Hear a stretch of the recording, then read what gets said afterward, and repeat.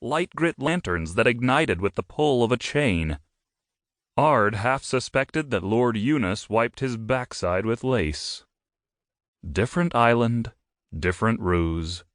Today was about Ramat Azel, no matter how unaccommodating his hideout appeared.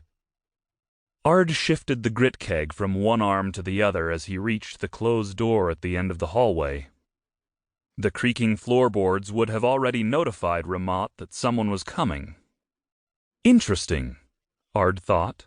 Maybe there is something useful about holing up in a joint like this. Floorboard sentries. The door swung open, but before Ard could step through, a hairy, blue-skinned arm pressed into his chest, barring entrance. "Take it easy," Ard said to the Trothian man. This would be Ramat's bodyguard. His dark, vibrating eyes glared at Ard. Classic. This guy seemed like a tough son of a gun, although he was obviously past due for one of those agrodite saltwater soaks. The skin on his arm looked like it might start flaking off. "I'm a legitimate businessman," Ard continued. "Here to do legitimate businessy things." He glanced past the large bodyguard to the table where Ramat sat, bathed in sunlight from the western window. The mobster wore a maroon velvet vest, a tri-cornered hat, and a shoulder cape, currently fashionable among the rich folk. Ramat seemed tense, watching his bodyguard detain Ard at the doorway. "Search him." "Really?"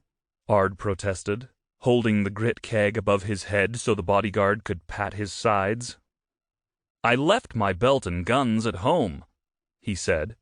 "And if I hadn't, I could easily shoot you from where I'm standing, so I find this whole pat-down a little unnecessary, and, frankly, uncomfortable." The bodyguard paused, one hand on Ard's hip pocket. "What's this?"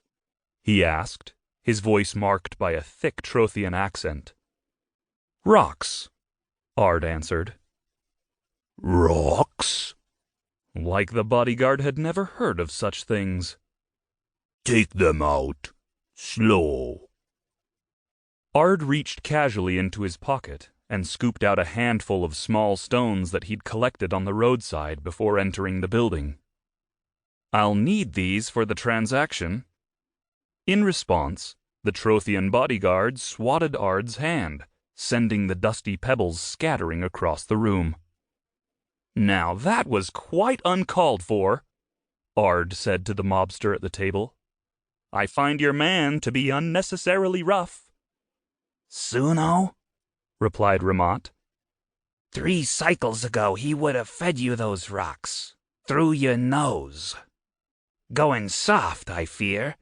Fatherhood has a tendency to do that." Ard wondered what kind of father a mobster's bodyguard would be.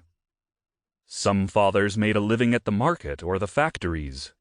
This guy made a living by stringing people up by their toes at the whim of his boss.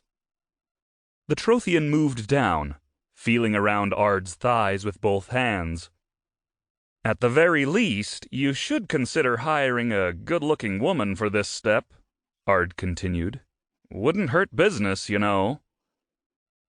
The bodyguard stepped back and nodded to Ramat, who gestured for Ard to enter the room. "Were you followed?" Ramat asked. Ard laughed as he set the grit keg gently on the table, stirring a bit of dust that danced in the sun rays. "I am never followed." He adjusted the gaudy ring on his index finger and sat down across from the mobster. "Except occasionally by a bevy of beautiful maidens." Ard smiled, but Ramat Azel did not return the gesture. Instead, the mobster reached out for the grit keg.